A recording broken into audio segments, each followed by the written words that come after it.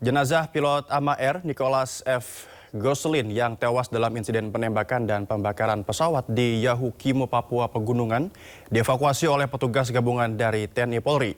Selain menguasai kembali bandara, aparat juga memburu pelaku penembakan serta pembakaran pesawat AMA Air.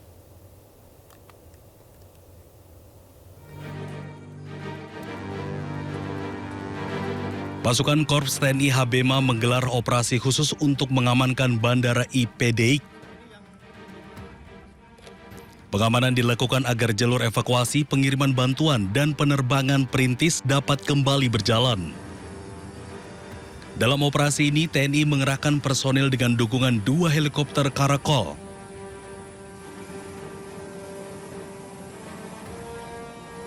Selain mengamankan bandara, aparat juga mengevakuasi jenazah pilot AMA Air Nicholas F. Gosselin. Jenazah kemudian diterbangkan ke Timika dan selanjutnya dijadwalkan dibawa ke Jakarta. Alhamdulillah pada hari ini kami berhasil mengevakuasi jenazah almarhum Kapten Pilot Nicholas F. Gosselin yang kemarin ditembak oleh TPNP BOPM di Yahukimo, tepatnya di kampung di Bandara Balinggama, Kabupaten Yahukimo. Patut diduga ya, karena kalau masyarakat sipil biasa, kayaknya tidak mungkin mereka akan melakukan penyerangan terhadap satu-satunya sarana transportasi yang dapat menjadi penghubung masyarakat di Balinggama ke dunia luar. Karena masyarakat sipil terutama pasti akan membutuhkan sarana itu. Jadi patut diduga. Kita belum bisa memastikan karena kita belum melakukan, belum mendatangi TKP, belum olah TKP, belum mengumpulkan keterangan dan barang bukti yang ada. Satgas Operasi Damai Kartens 2026 memastikan penyelidikan masih berjalan untuk mengungkap penyebab pembakaran pesawat AMA Air PKRCY, menemukan pelaku penembakan dan memastikan keamanan penerbangan perintis di Papua Pegunungan.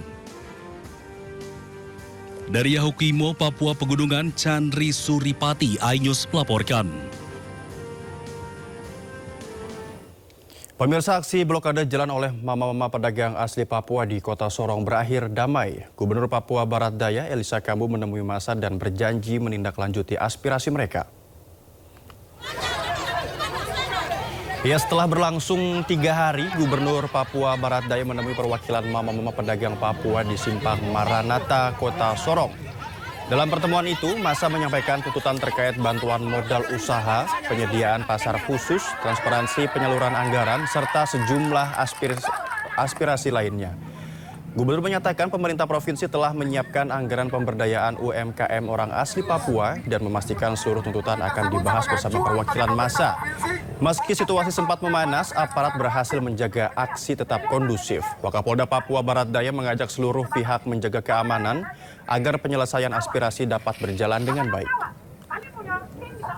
Tapi Bapak punya kepercayaan. Masyarakat sebenarnya juga tidak terlalu ini. Mereka tenang kok ini. Termasuk saya tenang, korlapnya juga ada Imam Brasar dengan tim-timnya juga komunikatif. Kita bisa komunikasi sehingga apa yang masyarakat pendemo ini menyampaikan aspirasi itu, aspirasinya bisa tersampaikan. Terus pihak yang menerima aspirasi dalam hal ini Pak Gubernur juga bisa menanggapi atau menerima aspirasi, mendengar aspirasi yang mereka sampaikan. Informasi berikutnya, keluarga mendiang Dr. Ica resmi melaporkan 4 orang ke Polda Nusa Tenggara Timur. 4 terlapor terdiri dari 3 anggota DPRD Kabupaten Timur Tengah Utara dan 1 orang dokter hewan berstatus aparatur sipil negara.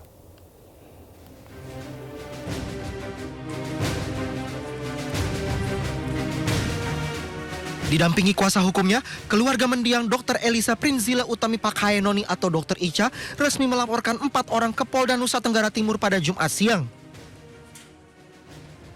Setelah menjalani pemeriksaan selama kurang lebih 5 jam, keluarga secara resmi menyerahkan laporan terkait dugaan intimidasi dan tekanan yang dialami Dr. Ica sebelum meninggal dunia.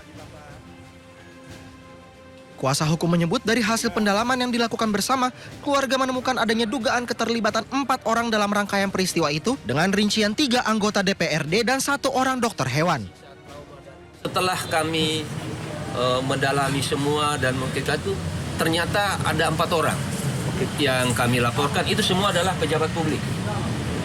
3-nya adalah pejabat publik dalam kapasitas sebagai anggota DPRD Kabupaten Timur Tengah Utara, dan 1-nya pejabat publik adalah dokter hewan.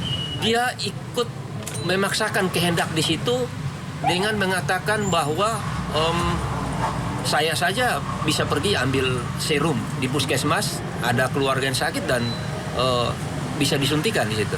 Nah, ini membuat dokter semakin tersiksa juga karena sudah serangkaian kata-kata verbal intimidasi yang disampaikan oleh 3 orang sebelumnya. Gitu.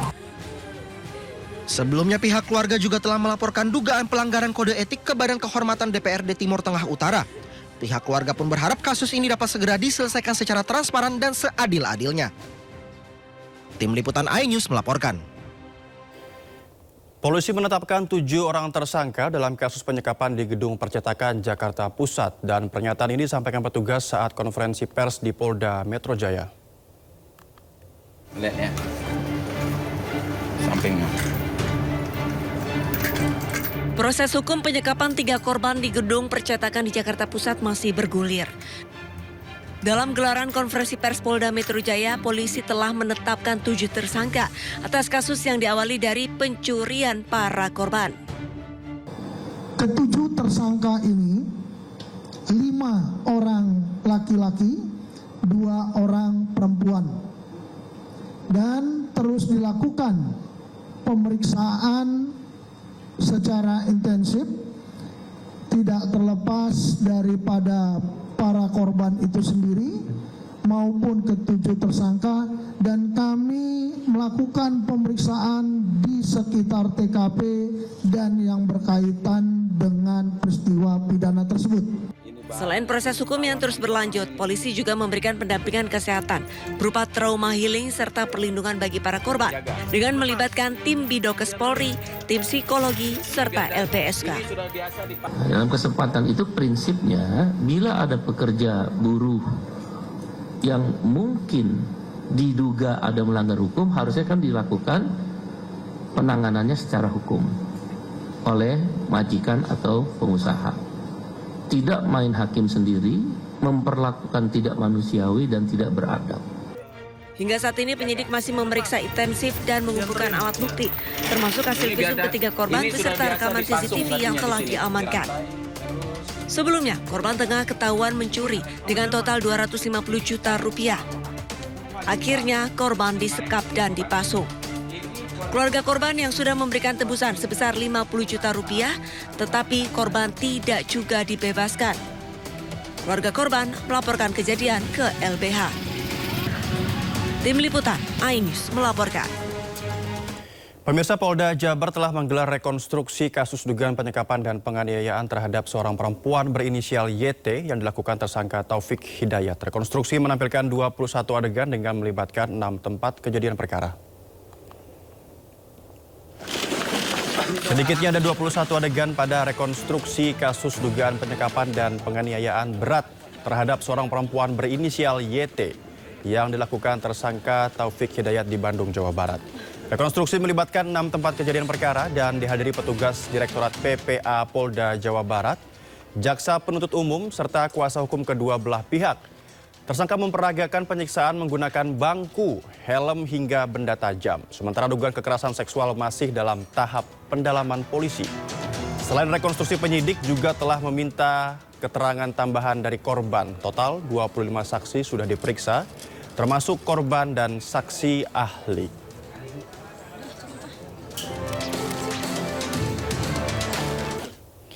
Taufik Hidayat, tersangka kasus penyekapan dan penganiayaan gadis YT, mengakui semua perbuatannya. Taufik melakukan tindakan kekerasan berat di 3 lokasi.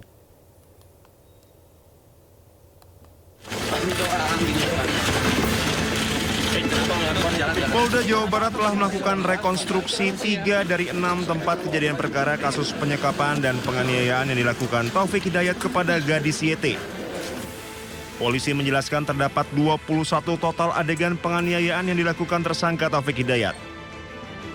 Direktur PPA dan PPO Polda Jabar Kombes Rumi Untari mengatakan Taufik Hidayat mengakui telah melakukan tindak kekerasan berat kepada gadis YT di TKP 3, 5, dan 6. Taufik melakukan sejumlah penganiayaan berat mulai dari pemukulan dengan tangan kosong, memukul dengan helm dan kaki meja besi, hingga benda tajam.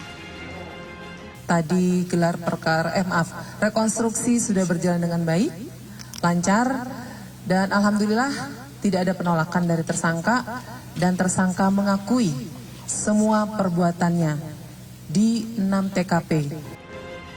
Berdasarkan penyidikan polisi, di TKP pertama dan kedua juga terdapat aksi kekerasan. Namun penganiayaan yang dilakukan Taufik terhadap korban masih dalam kategori ringan. Dari Bandung, Jawa Barat, Tim Liputan Anyus melaporkan. Ya, masih terkait kasus penyekapan, pemirsa, seorang anggota Polres Tegal Kota, pelaku penganiayaan terhadap istri sirinya ditahan di Propam Polda Jawa Tengah. Korban mengalami luka bakar hingga 47% akibat dipaksa pelaku memproduksi narkoba.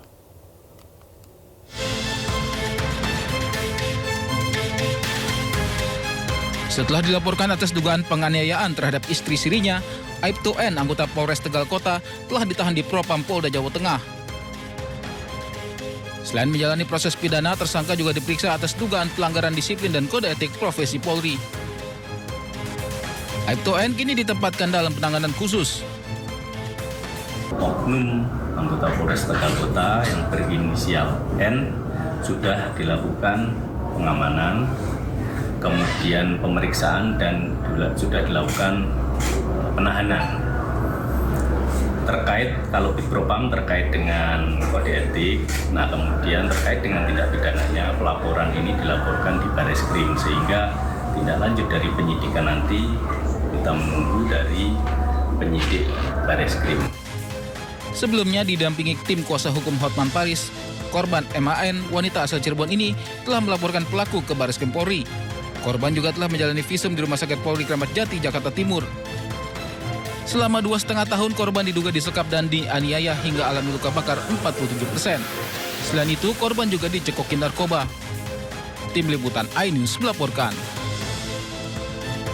Korban penyiksaan dan penyekapan oleh oknum polisi yang merupakan suami siri, kondisinya sangat memprihatinkan. Korban alami luka bakar hingga 47%, ternyata akibat dipaksa pelaku memproduksi narkoba.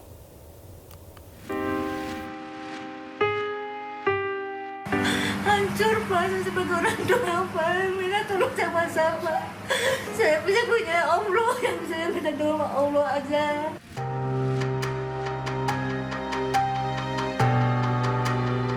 Seorang wanita asal Cirebon, Jawa Barat mengalami luka bakar 47% pada tubuhnya, mulai dari kaki, tangan, hingga ke punggungnya. Luka tersebut didapatkan akibat dipaksa suami sirinya untuk memproduksi obat terlarang pada bulan September tahun lalu.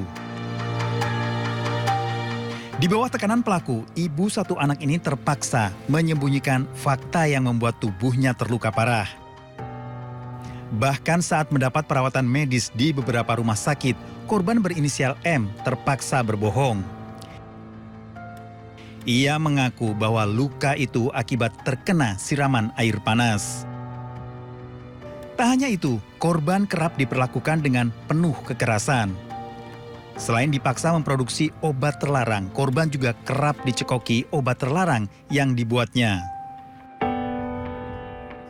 Ini tangan sama paha. Karena itu yang akibat yang kemarin pas pembuatan sabu itu tuh kena air kerasnya. Disiram atau disengaja atau enggak sih? Pas pembuatan kan itunya ada api kan, ada api. Nah dianya malahan ke iniin aku. Siram. Iya, jadi aku apa kayak gitu kan. Nah apinya kan ke iniin, dianya malahan ke aku. Awalnya beliau juga ngomong ke pihak keluarga aku karena motor ya, kebakaran motor kayak gitu. Nah kalau aku bilangnya karena gas, karena kena kompor gas di rumah sakitnya tuh. Tapi dari pihak rumah sakit juga ini tuh bukan luka bakar kayak gitu tuh. Orang tua korban merasa sakit hati melihat kondisi anaknya penuh luka yang cukup parah. Pak, saya sebagai orang tua Pak, minta tolong sama-sama. Saya punya Allah yang saya minta tolong Allah. Korban menderita luka bakar hampir di setengah badannya.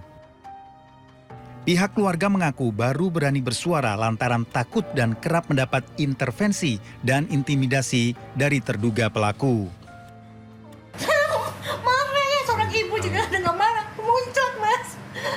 Saya marah dong. Nggak ada habisnya, kalau udah diomongin saya nggak bisa, Mas. Sakit, Mas. Mending badan digebukin, Mas. Hati sakit nggak bisa, Mas. Badan saya digebukin sakit sebentar, kalau hati nggak bisa, Mas. Seorang ibu, Mas. Anak saya lahir bayi masih suci, bersih. Nggak tahu udah gini sama orangnya, Mas. Sementara itu korban bersama tim kuasa hukum sudah melaporkan pelaku ke SPMB Mabes Polri. Dari Cirebon, Jawa Barat, Mahardika iNews melaporkan. Kita ke informasi selanjutnya, pemirsa. Seorang oknum perwira polisi diduga mengintimidasi pedagang buah di Pasar Induk Kramat Jati, Jakarta Timur. Aksi diterekam kamera ponsel warga dan viral di media sosial.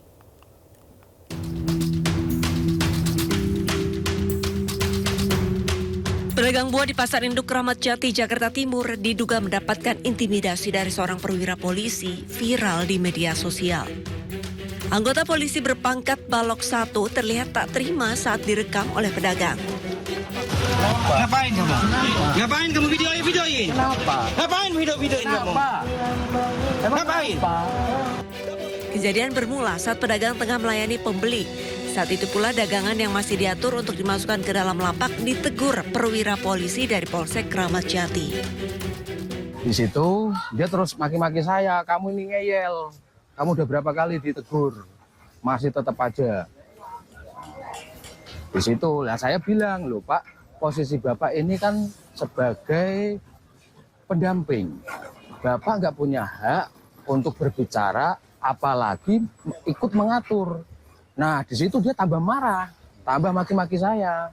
Sampai dia bilang sama yang punya lapak, manggil Pak Haji yang punya lapak itu, agar saya nggak boleh ngontrak di lapak itu. Maksud dia apa seperti itu?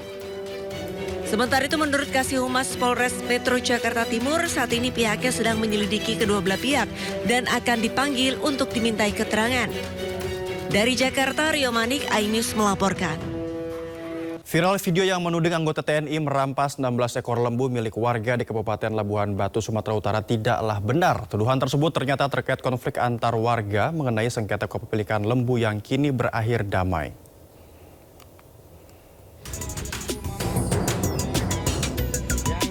Beredar postingan di media sosial yang jadi viral dengan narasi menyebutkan 16 ekor lembu milik seorang wanita di Desa Saisiarti, Kecamatan Panai Tengah, Kabupaten Labuhan Batu, Sumatera Utara, diduga dirampas oleh oknum aparat TNI sebanyak 1 kompi.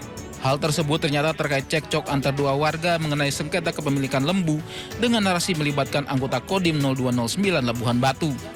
Setelah menimbulkan kekisruhan, kedua pihak yang berselisih akhirnya sepakat saling mencabut laporan dan mengakhiri permasalahan melalui mediasi yang digelar di Mapolres Labuhan Batu. Kedua pihak juga memohon maaf kepada jajaran TNI dan Kodim 0209 Labuhan Batu atas kegaduhan yang muncul karena video yang viral. Berterima kasih kepada Bapak Dandim 2029 garis Labuhan Batu dan Bapak Polres Labuhan Batu yang telah membantu memanfaatkan mediasi antara saya dengan saudara Jeffrey. Dan kami juga ingin memohon maaf kepada Bapak Panglima TNI, Bapak Kasat, Bapak Pangdam 1 Bukit Barisan, Bapak Danrem 022 Pandai Timur, Bapak Dandim 0209 Labuhan Batu, bahwa karena adanya permasalahan kami sehingga timbul kehebohan yang luar biasa dan kegaduhan di antara masyarakat. Sebelumnya, Komandan Kodim 0209 Labuhan Batu, Letkol Kavaleri Hanung Kapyaji, menegaskan bahwa informasi yang menyebut personal mereka mencuri lembu warga dalam peristiwa yang terjadi pada Mei lalu tidaklah benar. Ada video tersebut, tentunya juga kami mengevaluasi kegiatan seperti apa.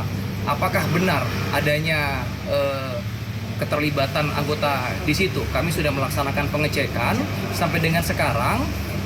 Terkait dengan keterlibatan tidak ada, tetapi memang ada personil yang melaksanakan pengamanan pengamanan dalam rangka pada hari itu memang situasi konflik antara kedua belah pihak ini sedang sangat tinggi. Nah, anggota yang pengamanan tersebut itu menjaga agar situasi menjadi kondusif. Dan tim menyayangkan persoalan konflik antar warga tersebut justru menyeret dan membawa nama institusi TNI Angkatan Darat dalam narasi yang dinilai tidak sesuai fakta di lapangan. Dari Labuhan Batu, Sumatera Utara, Randi Kurniawan, iNews melaporkan. Memasuki hari kelima kebakaran di TPA Jatiwaringin belum sepenuhnya padam. BNPB mengerahkan 2 helikopter waterbombing untuk menjangkau titik api yang sulit dipadamkan.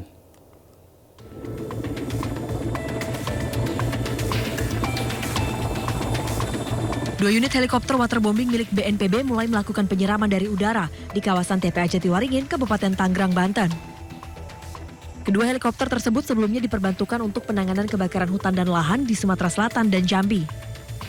Operasi udara dilakukan lantaran sejumlah titik api berada di puncak tumpukan sampah sehingga sulit dijangkau armada pemadam di darat. BNPB menyatakan pemadaman akan terus dilakukan secara terukur, baik melalui jalur darat maupun udara, hingga seluruh titik api berhasil dikendalikan. Sebelumnya, kebakaran hebat terjadi di lahan TPA Jatiwaringin sejak Selasa 30 Juni pukul 12.30 waktu Indonesia bagian Barat.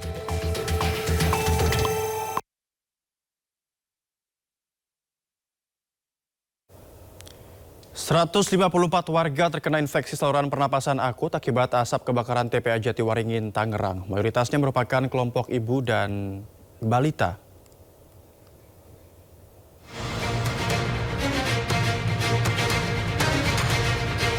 Dinas Kesehatan Kabupaten Tangerang, Banten melaporkan sebanyak 154 warga di wilayahnya tersebut terkena gejala infeksi saluran pernapasan akut yang diduga akibat dampak asap kebakaran di tempat pembuangan akhir Jatiwaringin Mauk.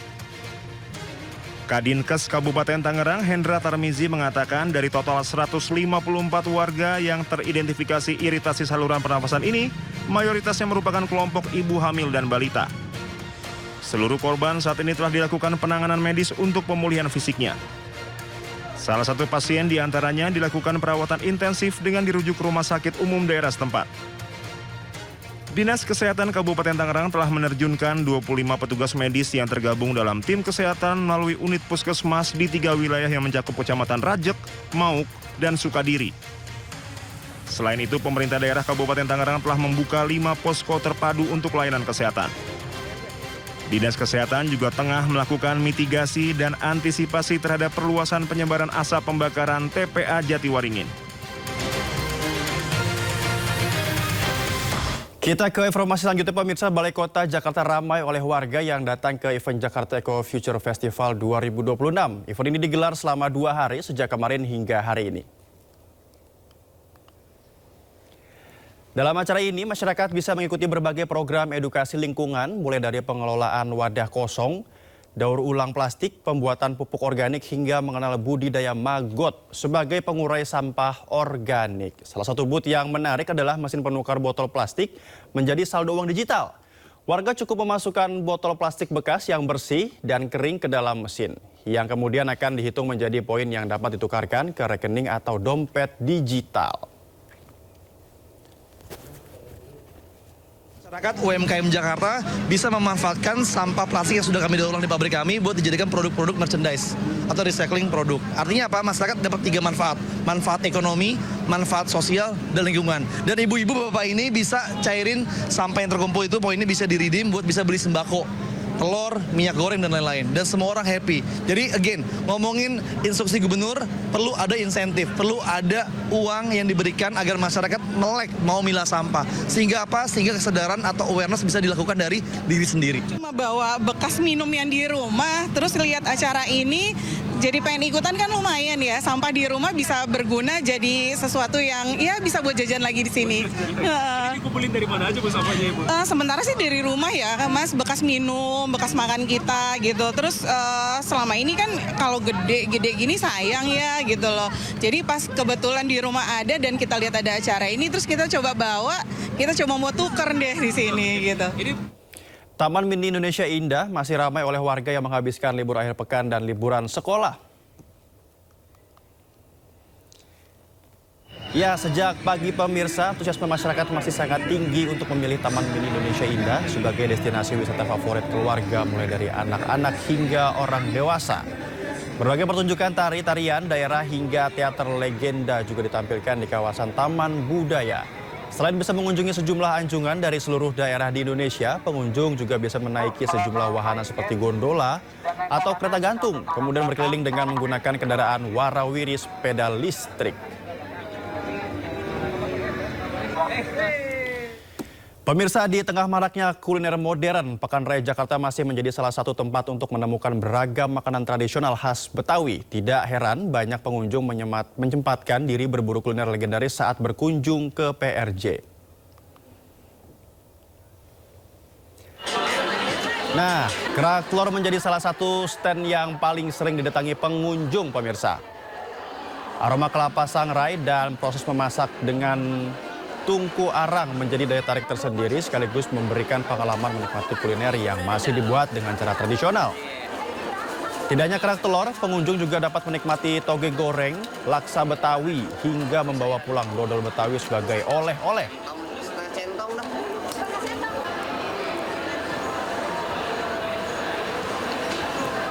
Dan kami akan ajak Anda melihat suasana libur akhir pekan di Jakarta Fair 2026 dan juga di Taman Mini Indonesia Indah, pemirsa. Kita sudah terhubung dengan rekan Stefan Patinama di Jexpo Kemayoran dan Anissa Rizkia di Taman Mini Indonesia Indah. Kita ke PRJ terlebih dahulu. Selamat sore, Stefan. Apa agenda hari ini dan bagaimana keseruan di PRJ sore hari ini? Ya baik, selamat pagi, selamat sore maksud saya Novel dan juga pemirsa. Untuk suasana sendiri pada Sabtu sore ini di akhir pekan ini di kawasan Pekan Raya Jakarta Kemayoran memang ramai, bahkan sangat-sangat ramai kalau bisa saya bilang ya.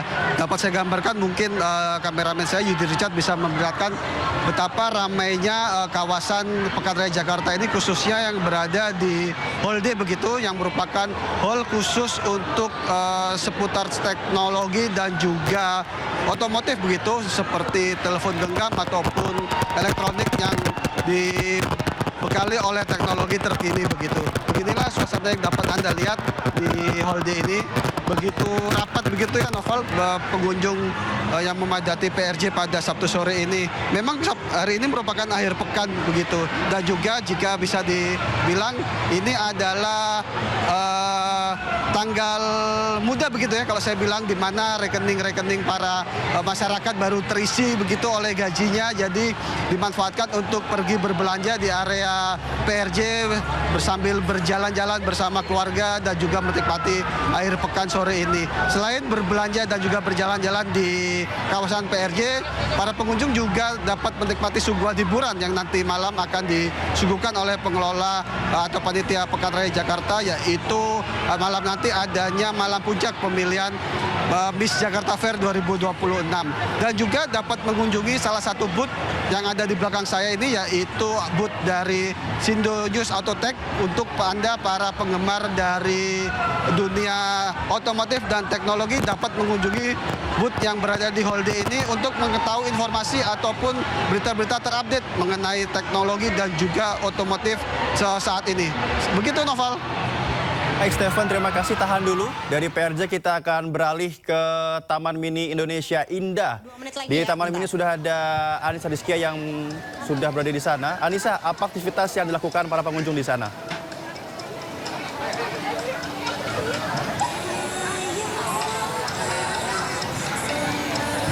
Bertepatan dengan momen libur sekolah Noval dan juga pemirsa, ternyata banyak masyarakat yang memanfaatkannya dengan mengunjungi beragam tempat wisata, salah satunya yakni di Taman Mini Indonesia Indah dari tempat kami melaporkan.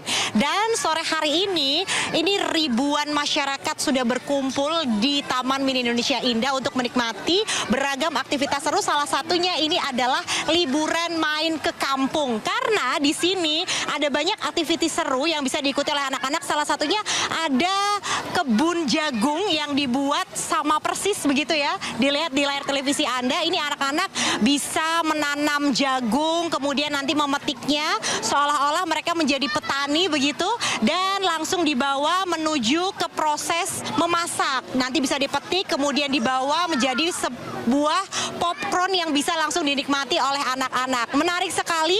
Tak hanya itu, ternyata di sini juga ada taman bermain. Kemudian anak-anak bisa menggambar face painting seperti adiknya yang ini. Dia menggunakan tema buah-buahan begitu ya di wajahnya digambar, dan tentunya ini menarik perhatian bagi masyarakat yang membawa anak-anaknya karena mungkin bingung begitu ya aktivitas apa kira-kira untuk mengisi waktu liburan mereka. Dan tak hanya itu, di sebelah kanan saya ini juga ramai sekali anak-anak yang bermain beragam mainan yang memang ini digunakan untuk anak-anak yang berusia di bawah 12 tahun. Noval dan juga pemirsa, saya akan berbincang dengan salah satu warga di sini. Kakak boleh mendekat ke sini, Kakak? Izin, dengan Kak siapa dan asalnya dari mana ini? Dengan Sekar dari Jakarta Timur. Oke, Kak Sekar, kenapa sih memilih mengajak adik-adiknya untuk berlibur ke Taman Mini Indonesia Indah nih? Sebetulnya karena Taman Mini ini sudah terkenal dari kita kecil ya, kalau dengan beragam interaksinya, rekreasi kreatif dan edukasi pembelajaran untuk anak ya. Sejak saya kecil pun dibawa oleh orang tua saya kemari. Jadi untuk ponakan saya sekarang pun saya membawanya kemari karena di sini apalagi di ajang liburan sekolah ini mereka mendapat banyak nih, seperti sekarang ada perosotan ini hanya ada di ketika weekend dan di ajang liburan sekolah ini saja gitu. Nah, tadi yang paling menarik perhatian spot mana sih yang kira-kira nih memang wajib dikunjungi oleh pemirsa nih kalau berkunjung ke TMII? Yang wajib banget dikunjungi ke Taman Mini ini adalah air mancur Tirta Cerita. Kebetulan itu pada 18.30 ini saya juga baru sampai bareng anak-anak ini pada jam 5 tadi. Khusus untuk nanti nih bentar lagi 1,5 jam lagi bakal ke danau untuk nonton nih drone air mancur Tirta Cerita di danau. Oke. Nah Kakak, untuk tiketnya berapa tadi kenanya? Untuk tiketnya sendiri per orangnya kita kena 35.000. Menurut Kakak worth it nggak sih dengan harga 35.000 kemudian mendapatkan fasilitas yang beragam seperti ini? Menurut saya tentunya 35.000 itu cukup murah ya, apalagi di sini disediakan banyak rekreasi edukasi seperti ini yang terjangkau sekali ya untuk menghabiskan masa liburan anak-anak dengan ceria. Oke, baik. Terima kasih Kakak Sekar atas waktunya. Itu tadi Noval dan juga pemirsa, salah satu warga yang mengajak keponakannya ternyata untuk menikmati liburan di Taman Mini Indonesia Indah. Ternyata nanti malam juga spesialnya, selain ada aktivitas seru di sini, Anda juga bisa nih menyaksikan air mancur Tirta Cerita yang bisa disaksikan. Tentunya ini menjadi sebuah lokasi yang berbeda begitu ya sajiannya dengan hari-hari biasa karena hanya bisa disaksikan pada weekend saja atau di hari Sabtu dan juga Minggu. Untuk sementara saya kembalikan kepada Noval karena saya juga pengen bermain nih di area taman bermain yang ada di TMII ini. Demikian Noval, saya kembali kepada Anda. Oke, selamat berakhir pekan. Terima kasih Adisa atas laporannya dari TMI dan juga tadi ada Stephen dari PRJ Kemeron Jakarta Pusat. Selamat bertugas kembali.